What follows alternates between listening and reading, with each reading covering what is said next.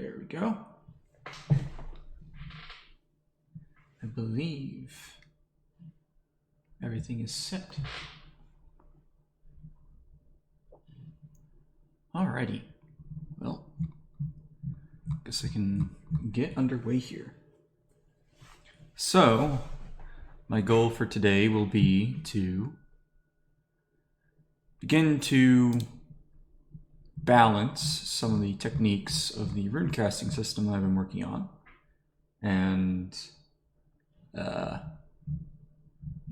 main focus will be the damage of the techniques. Since that's what everybody kind of does their white room math around.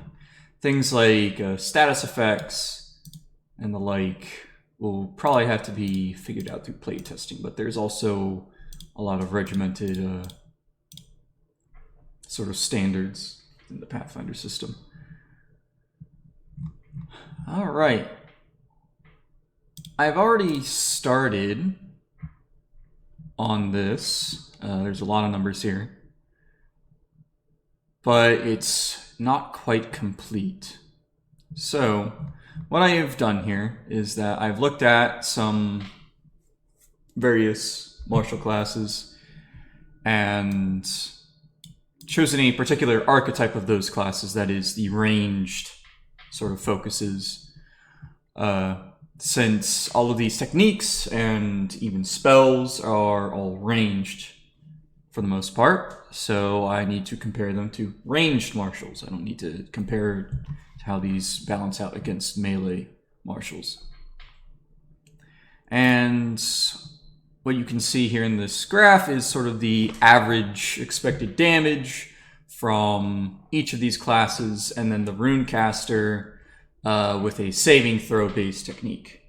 I have only considered, for now, the first action, the first attack from each of these classes. And it's not quite a full picture because the saving throw based techniques in runecasting will pretty much be exclusively 2 actions, while the attack based runecasting techniques will be attack roll. It will be 1 action rather. So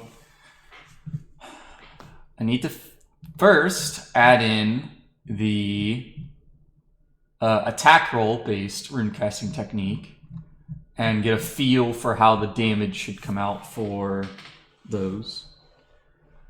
And yeah, I think that's where we're going to start. So I believe on this sheet I have the caster stats. I do. All right. So we're going to have to do some copying and pasting here. So these blue, green, and red charts here are all based upon the saving throw stuff. And this math is a little bit complicated because in runecasting, you have to roll a skill check to determine whether, how well you did with the technique. And then that determines basically a secondary basic saving throw scaling of the degrees of success. So if you succeed on the skill check, the technique carries on as normal. If you fail the skill check, then you deal half damage. If you critically fail, you deal no damage. And if you critically succeed, it's not double damage. That would be probably not healthy. It basically heightens the techniques level by 2, or the keyword that I've chosen to use for runecasting, evolve. So we will have to figure out how that is going to translate here. Whoops. All right. So believe over here I have some math for caster DC versus a moderate save. You can take the high ACs of creatures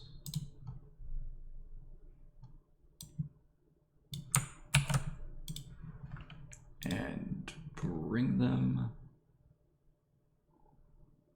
over here. These. Okay.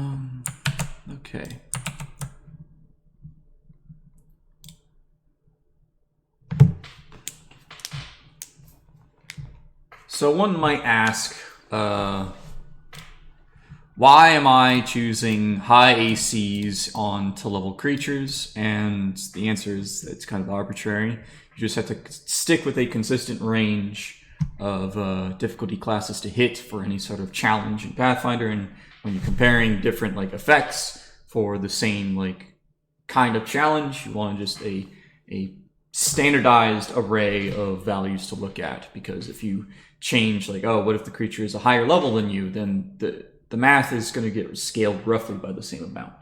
So we don't have to worry about that. I mean, it would be worth investigating in more depth, but this will do fine for now. Okay.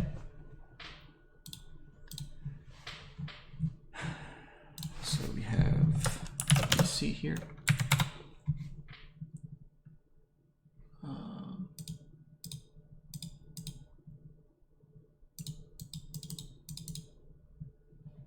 Okay. All right. So we'll find the hit of our caster, which is just going to be equal to this minus 2.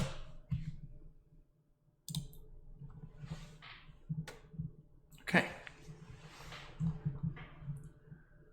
All right.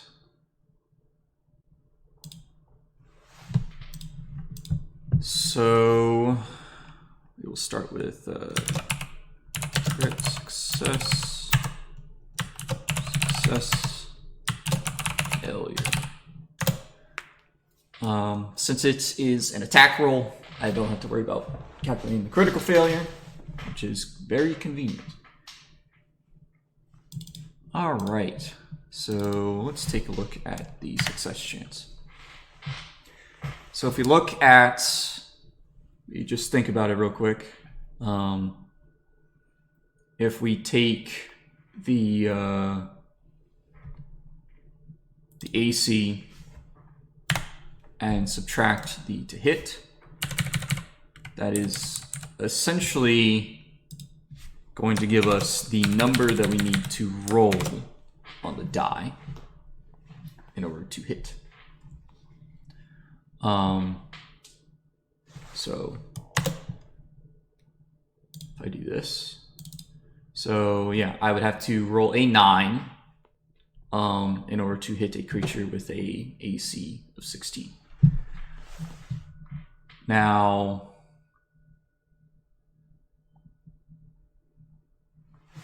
how do we convert that to a percentage of sorts? Well, then we just divide by the size of the die. And that gets us our distribution for our success chances. I haven't actually looked at the distribution of our success chance. Oh yeah, this isn't quite correct. That's why. So that's the number on the die that we need to roll.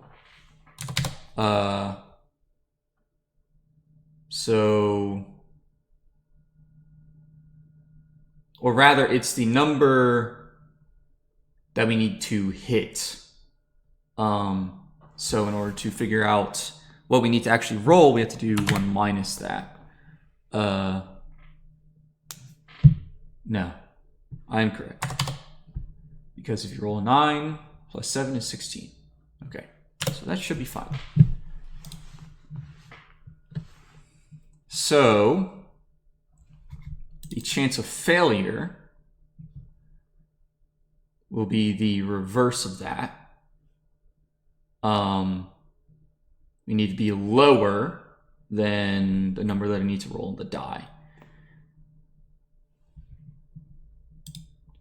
7, 10, 10, 10, 11.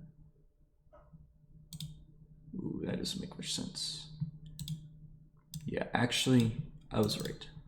We need to do 1 minus that. There we go. That makes more sense. Okay. Yeah, because we have to think about all the numbers above the die that we need to roll. So we're looking at the upper range, so I need to find out the range below where I miss, and then subtract 1. So that is good.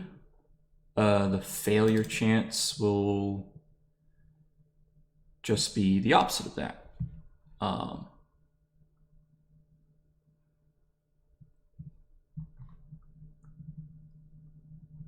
Where we take 1 minus this. Oops.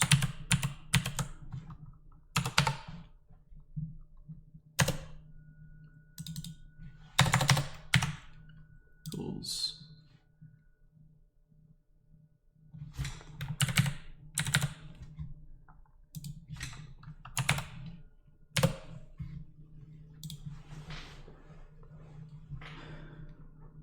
bonjour. Hello there. We're doing some math. All right. So weak points are here and here. Okay. This is actually an interesting distribution to where we have some really weak points throughout the middling levels for attack rolls, but actually scales up pretty nicely. I guess that is because around these levels is when things like heroism can really be very reliable, and you have access to more staves and scrolls. All right. Now we can think about critical success. So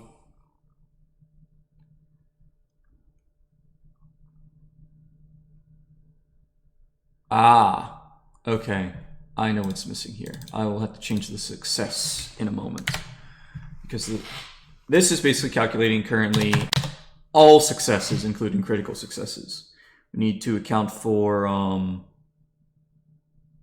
actual just critical successes and regular successes. So what we can do is find the critical success and subtract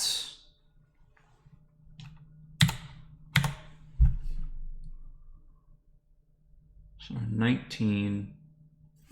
I believe it's this. Whoops.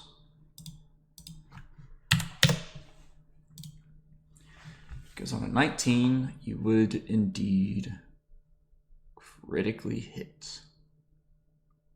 19. So yeah.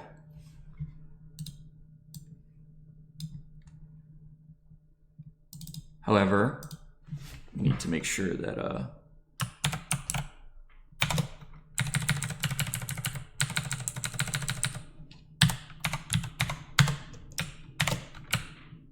is there a function?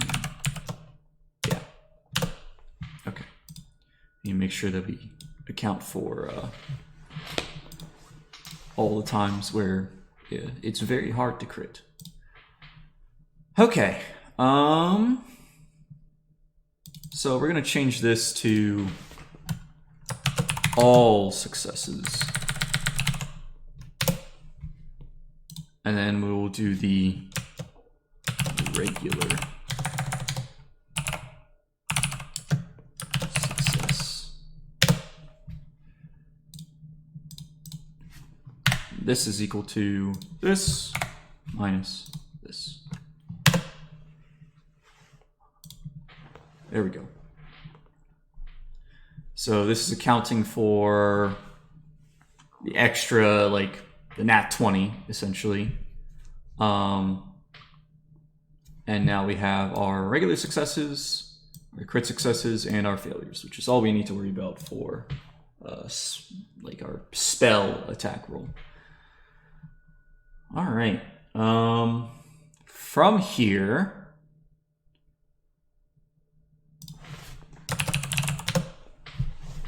we can now think about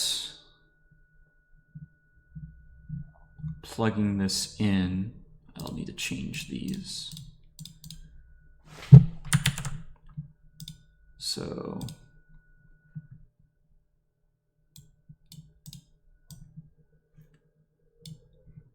hello, greetings.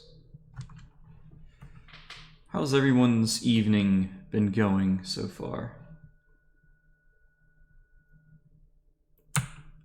Mine was, my day was quite eventful.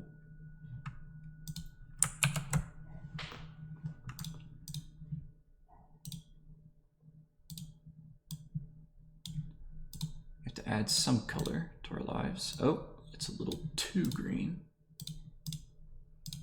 All right, so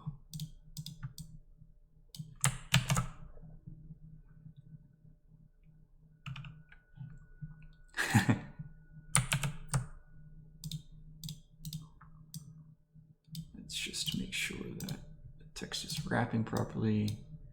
And then there we go. Okay. Now we have a nice little table to work with.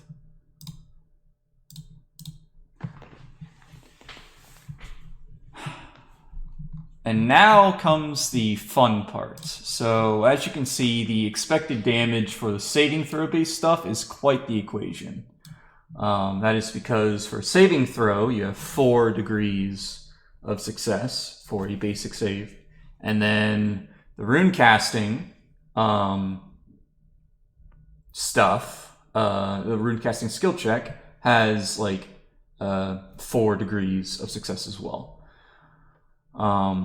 So you have to do all those like combinations that mesh with each other and then get rid of all the ones that are trivial. So that would be the critical success on the save and the critical failure on the runecasting check. And then this is what is left over, which is many terms. So you can actually see though that at least for the saving throw, the damage eventually outscales the like raw input damage. You actually get a damage multiplier on your raw like average damage due to the fact that your critical success on your runecasting check goes up, so you are gaining the benefit of evolving, I'm calling it, your technique to basically the next tier of damage. And just other factors are coming into play to where you're basically naturally scaling through the game. So it's good that we see this sort of behavior to where we start out kind of poor multiplier on our damage, but then it grows as it goes on. Thanks for the follow, Vintage Luigi. All right. So we need a raw damaged input. Could be something as simple as a d6 scaling. So it'd be 3.5, 3.5, then 7, 7, 2.5, 2.5, maybe Google Docs can understand this pattern. Nope. It tried. But yeah, I don't know what it tried to do there. Increased it by 2.1. Interesting. 13, 16.5. Wait, no, this is 14. So it's 17.5.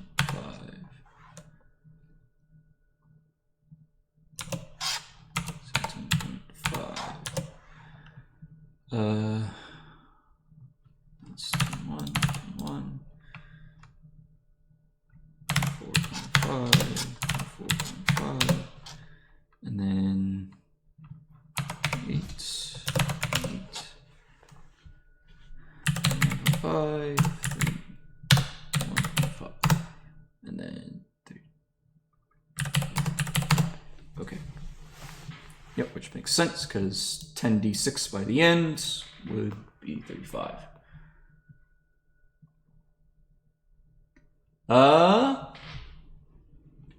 We have been around for, I think, like since last May. Actually, I think James would know better than I, but I think technically the company was started in January of last year. But things didn't really take off until about probably May, June, July range. That is when we started really absorbing many members. So yeah, I guess it'll be a year, or no, it's been a year technically, but it will be a year since I've joined in roughly May. We are in a hive mind. Yeah, that's right. Okay. Now this is the fun part. So, if I have a typical technique, such as chill, to where it's a very, very, no, not chill, crackle. If I have a very simple technique to where it's just like roll and attack roll. So the creative structure, basically we have, I guess, divisions of a sort, to where we kind of separate ourselves into, say, like layout, editing, authorship, marketing / like public engagement. But we as authors have quite a bit of creative freedom to work on projects that we see fit, because if we stifle our own creativity, we're probably not going to make good things, and we're a firm believer in that. So yeah, we're pretty free form in terms of what we choose to write, with some slight caveats of when a new book that Paizo puts out, we tend to make a product surrounding that new book and publish that as an Infinite Masters title. We actually will have one for Treasure Vault very soon. I am very excited for it. It is my favorite kind of title around a lot of archetypes. Yeah. So,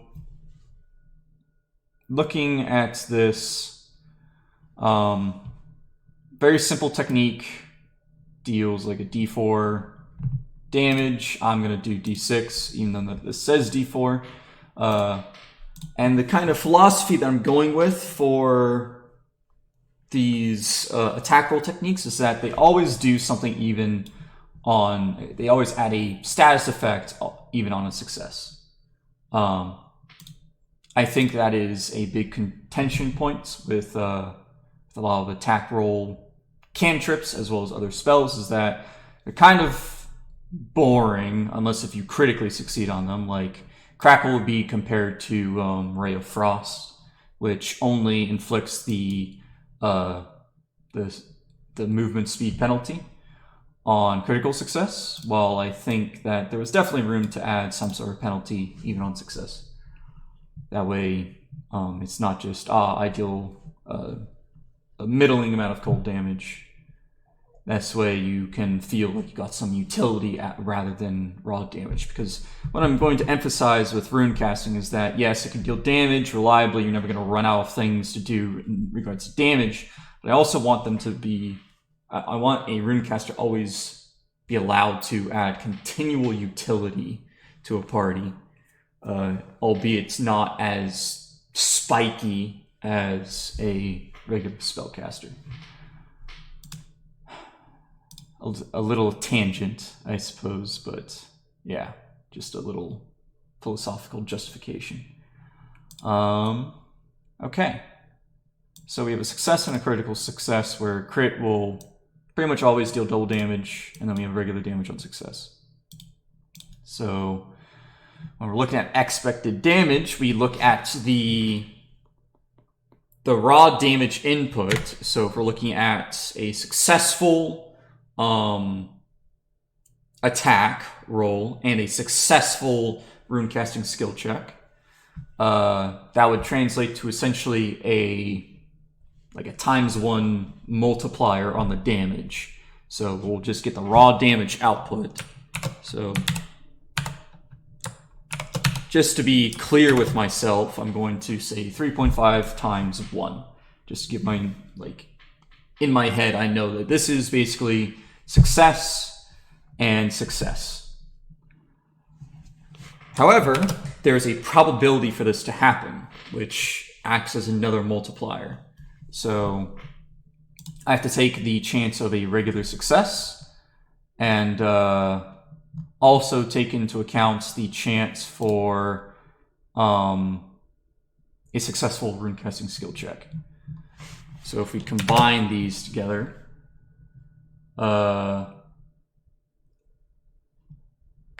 yes, we do just kind of split into groups. We do collaborate often. In fact, that's usually the case, that multiple of us are working on something. And we always edit. We always have multiple people editing our work before it goes out. Yeah, and you don't have to apologize. These are good questions to ask. So we are a co-op, and what that means is that we equally share a portion of the company, so we get a equal distribution of a certain amount of the profits that we make, or the revenue that we make, rather, to be specific. Yeah, so we are all about equity and specifically equality within the co-op, because we are very fond of each other. We think that we all do great work, so we all deserve to be compensated equally and fairly. Yeah. When we say outsource a bit of work, or perhaps maybe we do layout work for another author that's outside of Eldritch Osiris Games, they can act as a freelancer, and we will of course pay them and take care of them. However, the money that we make from however that process goes, that is still evenly distributed amongst all of us. I hope that answers your question.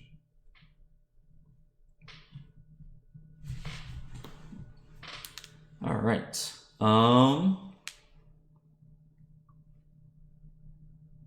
Yeah, so take a look at this.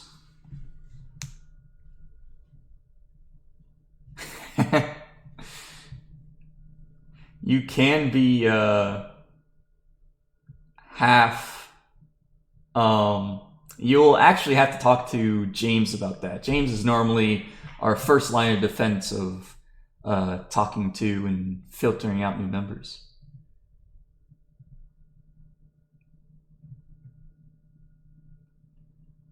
Yeah, I'm sure James is always thrilled to capture new people and absorb them into the hive mind. I mean, not the hive mind.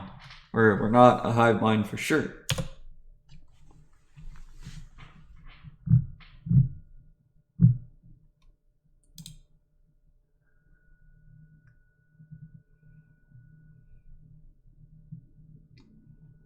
Oh, whoops. Yes, we do need to get an emote for that. Yes, Matt.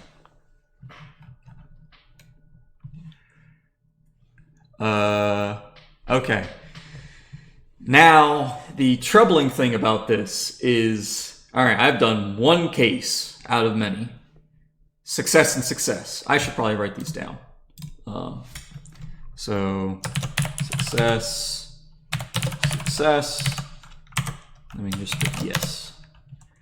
And we will do skill attack.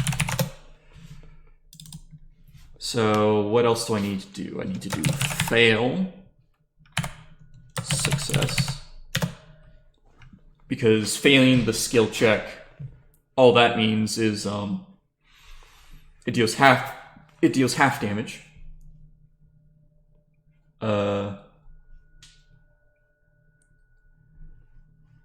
And then the success, of course, applies full damage.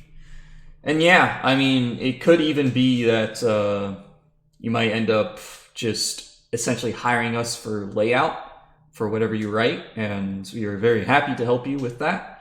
Whatever product that you want to put out, we'll try to make it as beautiful and pretty as possible. And yeah, we want to see everybody in this space succeed, if possible, because the third-party space for Pathfinder 2nd Edition specifically is a very small one. So we're a very tight-knit community, and everybody knows everybody, pretty much, to some degree. Now, what was I thinking next? Okay, so we have, next is crit, and just success. And then we have crit, and then we have success. Yep. All right. So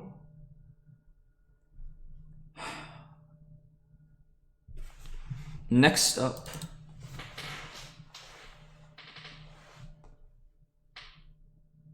is a little difficult reading the text in the spreadsheet. Okay. Can I zoom in? Ah. Is that better?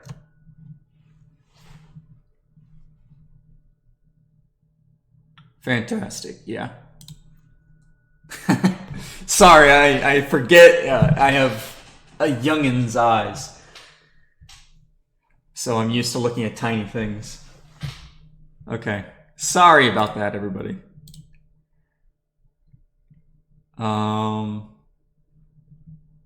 Okay. So next up is the chance of failure. Was I silly and I didn't do the failure chance? I was silly. Well.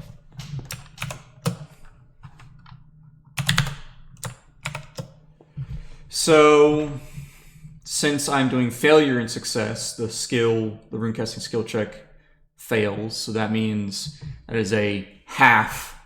It cuts the damage in half. So there's a 0.5 multiplier, and then success is full. So it's just half the raw expected damage times the chance of success times. Now, this is when I made the mistake of not properly doing this. I should probably go back. I should probably just go ahead and do this now before things get too out of control here.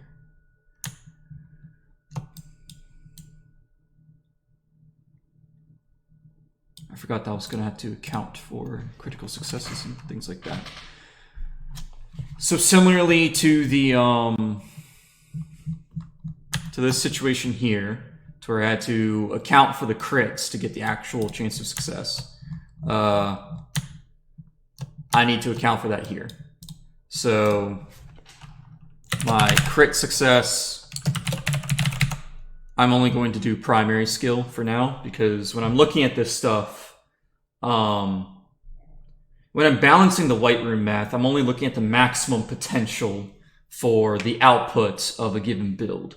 So someone who is going to optimize for damage is going to make sure that whatever skill that they have that's related to that rune for dealing damage is maxed out. So I'm not going to care too much about a secondary skill that you increase after your primary skill and stuff like that, because that's more important for just getting a general gist of how often will someone succeed their secondary and tertiary skill checks when they're doing the techniques. So for now, we only look at a maximum output. So critical success, primary. If anybody has any questions, feel free to ask.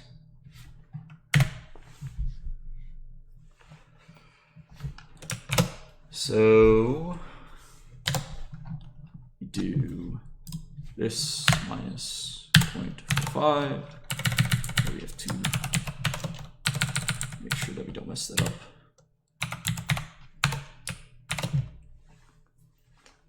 What is your quest? My quest is to hopefully make something that will stop the big mad that everybody has about Vancian casting. I love Vancian casting personally, but I know it's not everyone's cup of tea. And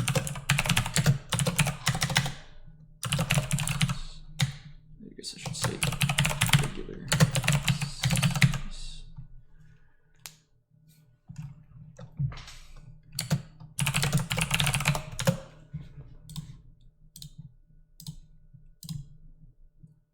And then this will equal this minus this. All right, and then we could just extrapolate that.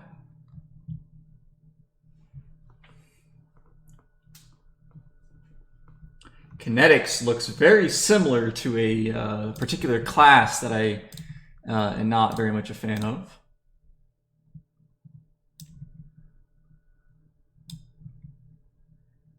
There it is. Yep. For anyone who doesn't know, I'm not a big fan of kineticists, but that's okay. Everybody will accept me and my opinions for what they are, and we can go from there.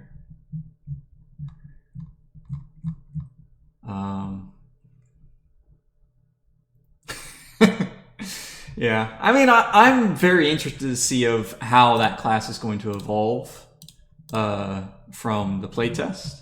I think most people can agree that the kineticist playtest was very poor.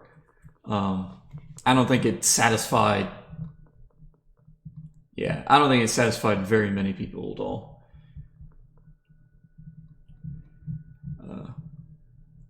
But yeah, if they make something great, I will have no choice but to love it. So we will see if I have to eat my words. Yeah. True. All right.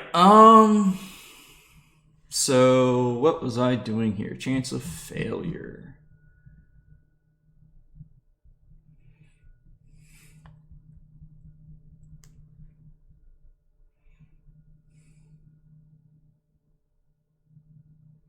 Well, technically,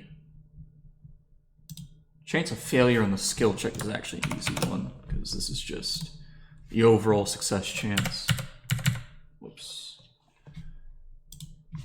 1 minus the overall success chance. That's easy enough to do.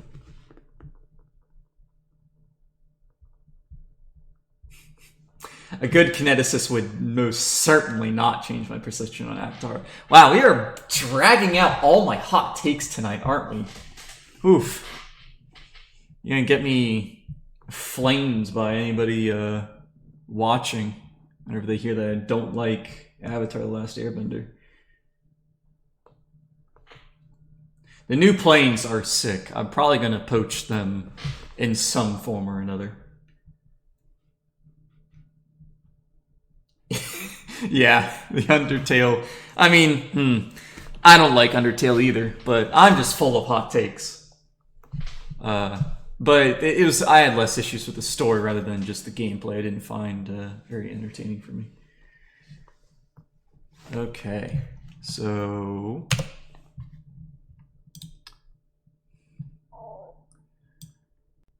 if you're curious, we can see what this new term contributed to the damage. So we start out with 0.945, and just like, oh no, we're already a third of the way there to our raw damage. Are we going to break something as we add in the new stuff? Did I do the math wrong? But this step here added like 0.3 to the expected damage.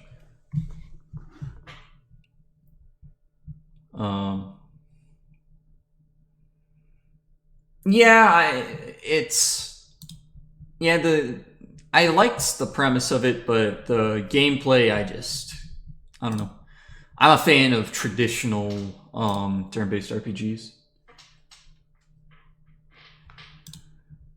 One of my favorite games growing up was Final Fantasy X. And that game was very silly with its turn-based stuff, with what you could do with it. Okay, next up is critically succeeding the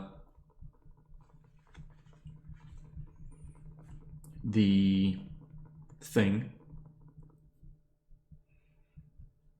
Oh wait, this should be this, and this should be this. I should not be plugging in the raw damage manually. So if we critically succeed the skill check, that means the technique is evolving by a tier, essentially, for the purposes of these basic, regular damaging techniques. So I know for a fact that it's just going to increase the damage by another die. So I can just add in another iteration of that. And we're succeeding, so, whoops.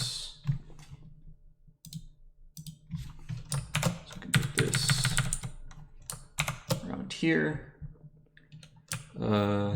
times 1, since we're just regularly succeeding.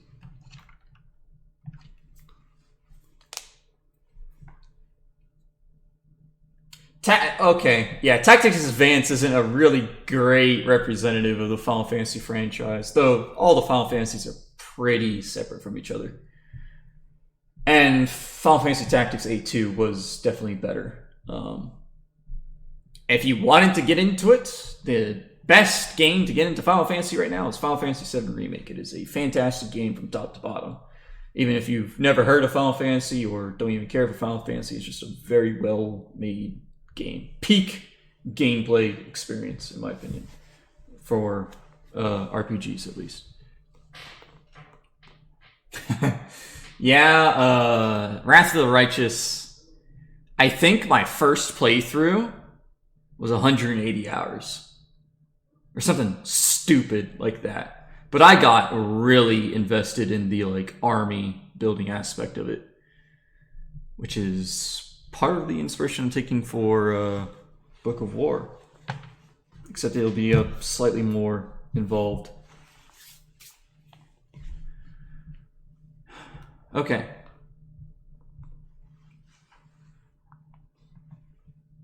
Final Fantasy 12 is also fantastic. I have the metal collector's tin right there somewhere in that thing. I just found a metal collector's edition on sale for like $6 when I was like 14 at a GameStop that someone didn't just abuse, and I immediately grabbed that.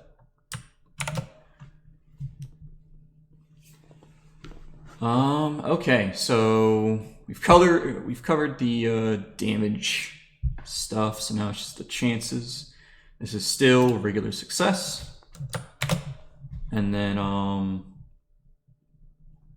now we need to look at the chance to crit. All right, so we saw that we were at 1.26. Adding in this new term bumps us up by another like 0.5.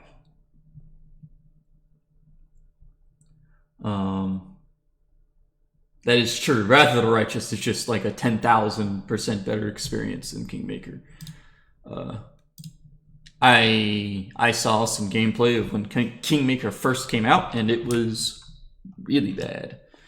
You just had so many soft locks in the game, or just like crashes that when you would restart the game, you could not progress any further. Okay, so this is done. All right, next up is crit and crit. So this is definitely our biggest raw damage multiplier, because we take the damage, add the damage again, and then we double it.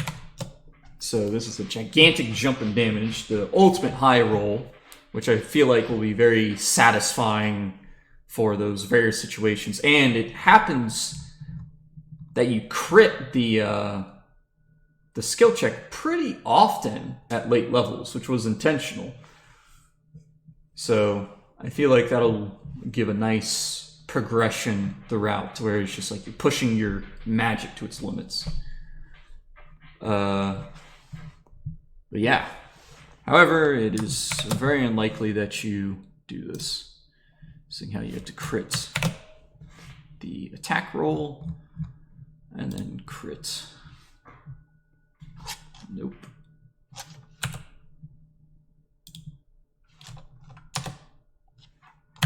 Okay, 2. All right. And we will see that this will probably not affect the damage that much. 1.7 to 1.8. It's a very unlikely chance that that situation happens, so even though that this damage is huge, it just, the multipliers are too great to influence it. All right. This is not done. Oh, I forgot one. Fail. Crit. Okay. So next one is success on the skill check. So we're just doing regular damage times, and then critting, so we're multiplying it by 2. All right, so that is, that is our crit probability, and then our chance to succeed on the skill check.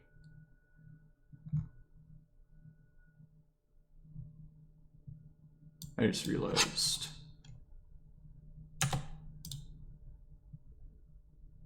anywhere where it says I2. Nope, that's fine.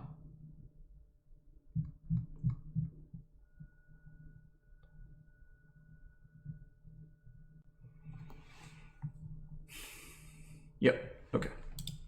I forgot that I had to make sure that I was using the chance for regular success. So there's a chance for regular success times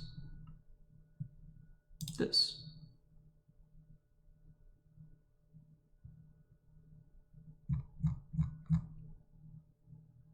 Okay. This, I imagine, will also not affect the damage by much. Oh, how did that happen?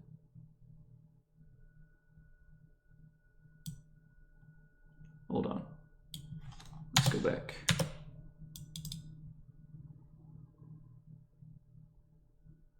Oh yeah, of course. It went down because I used the actual proper probability.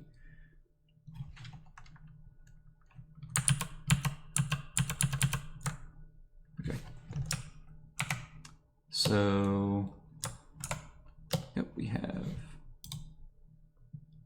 raw damage times 2 times the chance to crit times the actual chance for regular success. That reminds me, I probably need to adjust these then to account for that, but I will get to that in a minute. All right, so that brings it up. Yes. All right. Now failure and crit, which is a weird one because we basically take the raw damage and the crit would double it. The failure on the skill check would half it, so it is just multiplied by 1. It's just what probabilities I multiply by, so it makes the difference. Crits. And then 1 minus this. Okay. So now that we've done all the cases, there's 6 cases. If I look here, I'm looking for 1, 2, 3, 4, 5, 6 cases covered. All right. So now that this is done, I can drag it down. All right. I feel like this behavior that I observed here also will probably change once I fix that probability over there. Okay. So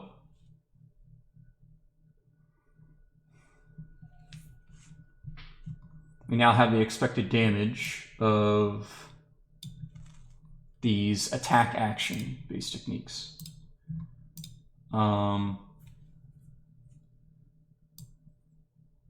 I will copy these, bring them over here. I'll just paste the values over here, and then, sorry, you guys will not be able to see for a moment as I work this out. I'm looking for a series. Nope.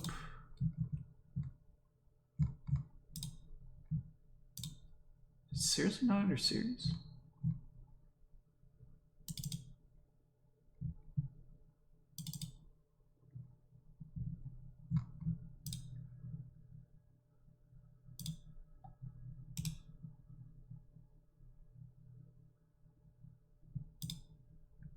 Ah, okay.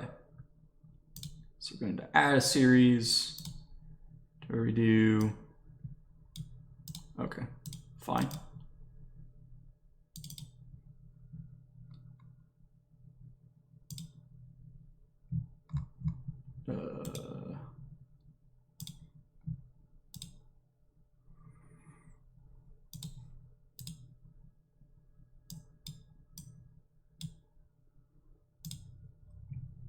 Okay. Very interesting.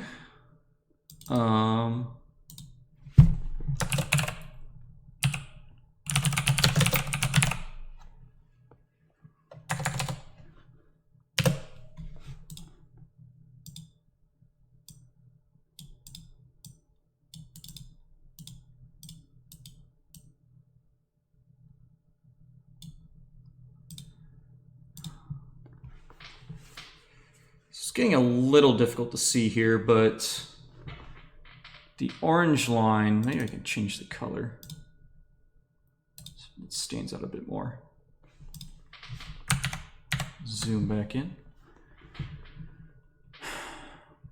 So at a single d6, we get an interesting phenomena. Casters suck early on, which is fine. However, there are some points to where it does indeed just totally surpass all of the marshals, or some of them.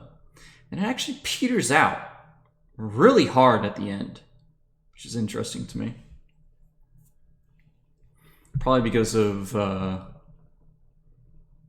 how the armor scales pretty hard later stages of the game.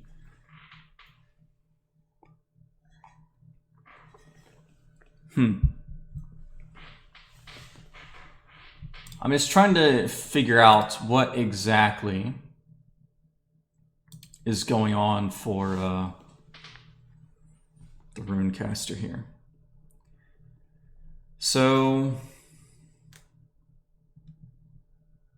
what value is this? 9. What happens at level 9?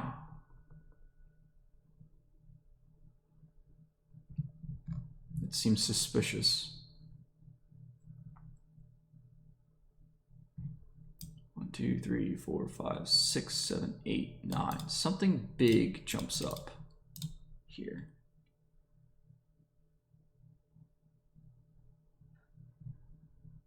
Okay, I'll try to change the color again. Okay, purple's definitely not going to do it. Green? Nope, that's bad. Brown. Wait, what? That's not brown, it's yellow.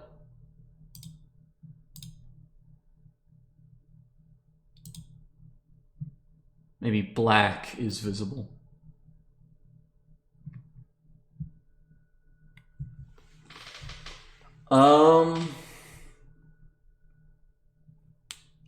So Runecaster doesn't have any runes because I'm basing it entirely off of spellcaster attack. So they have no item runes for the bonuses. Oh, sorry. Hey, welcome. Oh my, it is. We are running right up to the hour here.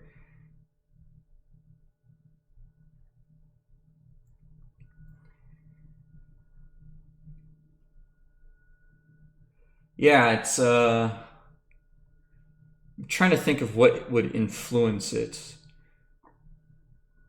My immediate guess, I would have to look at automatic bonus progression, because that's what I based the item bonuses to skills off of.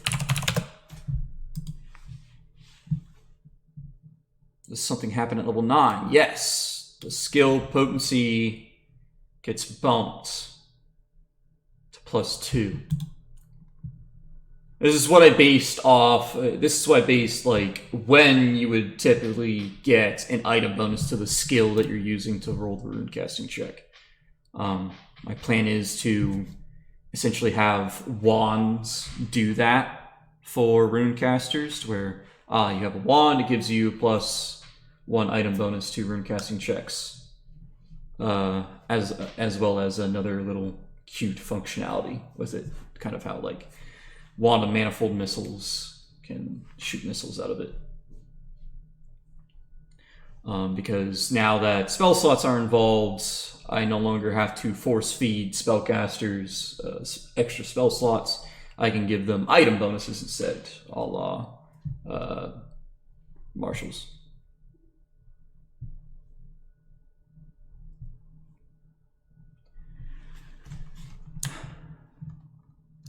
So I guess it is, I mean, I can look over here. Does the chance at level 9 really go up by that much?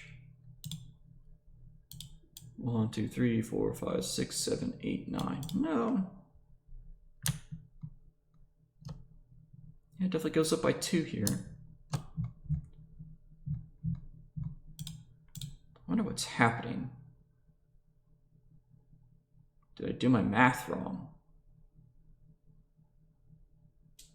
Why is it spiking so hard here in particular? Oh. The chance for crit success goes up.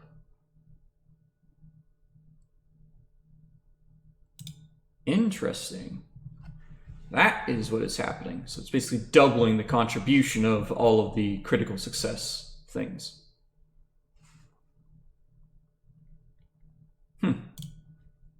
Is that true? No, that's definitely not true. Where did that... Did I copy the wrong chart or something? Where did this chart come from?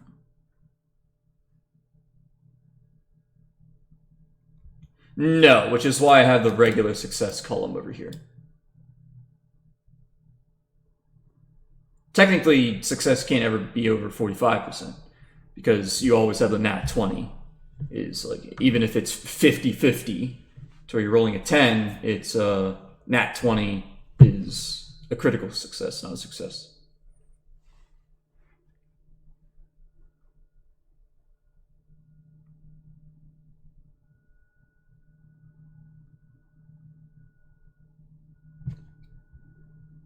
Yeah. Oh, yeah, if you include the 10.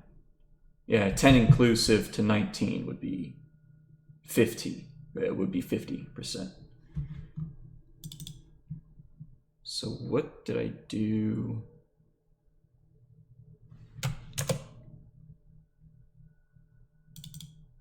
So I shouldn't subtract 0.45.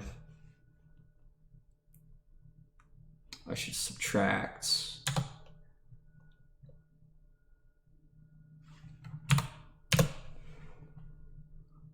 No, I should still subtract 0.45, I believe. Or no, I shouldn't subtract 0.45. I should subtract 0.5. And then default is 0.5.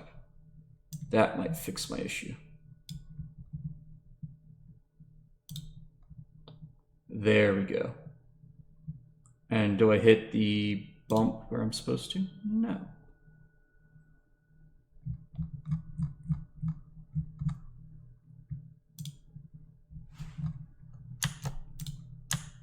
Well, I am running out of time here, folks.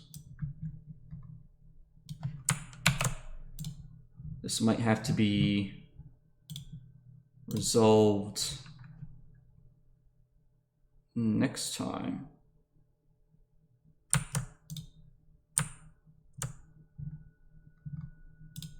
This is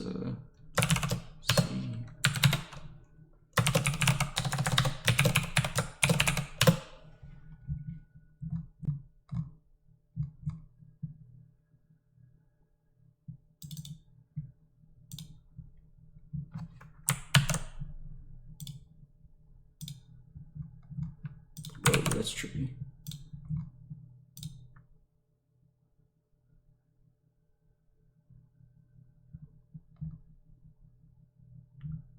To hit.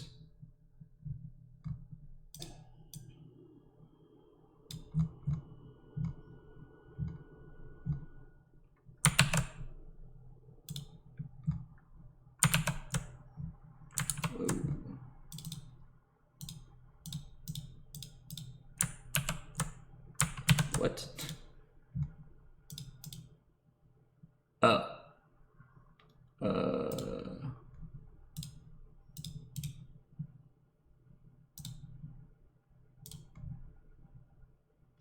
Why is that changing things?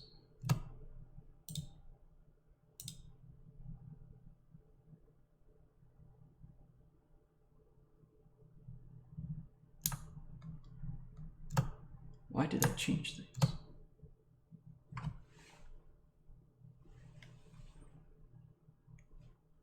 Strange.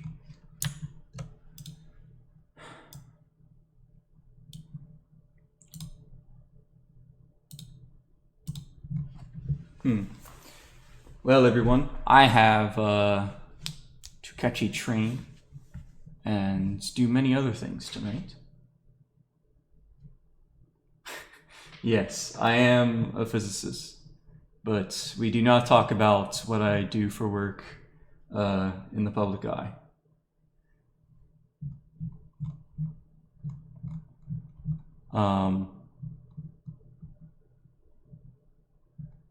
Yeah, very curious.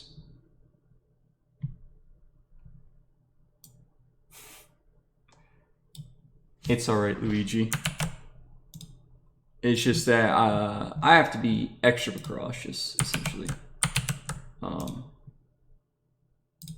when people can see me. Ah, that is looking a lot better. Okay, fixed. Fixed. It's matching much more to the save-based ability, which makes sense. It's just slightly worse at times, slightly better at times.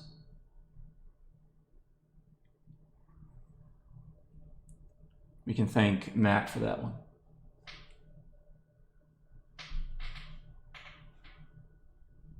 Does he like being called Matt, or should I call him Matthew?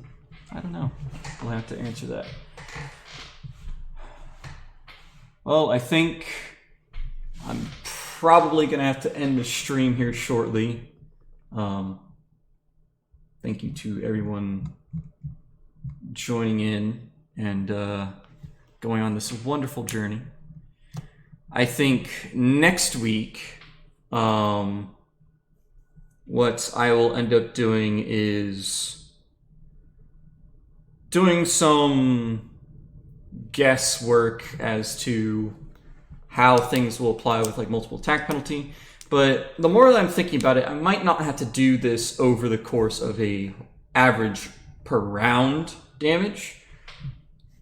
The only case where that would come into play is a blaster runecaster will want to use an attack technique with an attack roll and a basic save technique.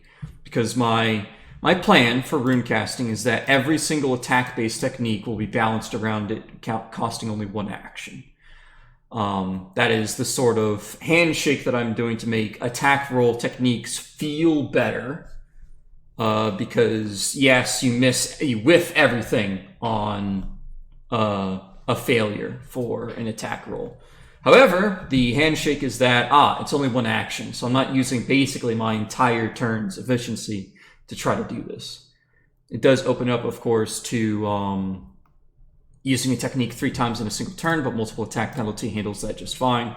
As long as you're beneath all the other marshals, you're set to go, because essentially multiple attack penalty is going to apply a similar multiplier of probability to all these curves. It's just going to squish them down a little bit everywhere and then add on top of these. So as long as your initial curve is beneath the initial curve of the other classes, it should be fine. Whether or not that applies in real play is debatable. The only thing that would ever really come up would be just trying again and again. Even if you don't deal much damage, you still apply some status effect. But status effects don't stack, so there's always that to account of. The nice rigidness of Pathfinder 2nd Edition's multiple attack penalty and also condition penalties not stacking really helps tame the outlying situation. So eventually I'll have to look at the average, like, over the course of a round damage for each of the martial classes, and then compare that to the runecaster with a save plus the runecaster with an attack roll. And that will probably be the ultimate balancing, that I can really pull multiple levers and see, okay, can I bump up the runecaster attack and then bump down the runecaster save damage, or vice versa, or buff them both or nerf them both. And yeah, I think that'll be a good basis to work off of. But for now, this is looking good, I think. You're never really going to outperform anyone of note. Honestly, a rogue with a plain short bow was chosen to be the very bottom of the barrel for marshals, because really you would be using a composite short bow if you're a rogue. So you could bump all these damage numbers up slightly because of their strength being added. But yeah, everything's looking good so far, I think. With just having everything at a D6. But we will see how the overall round damage will play out. So yeah. Thanks everybody for watching. I think we're gonna end the stream here, and I will see you next week. Bye-bye.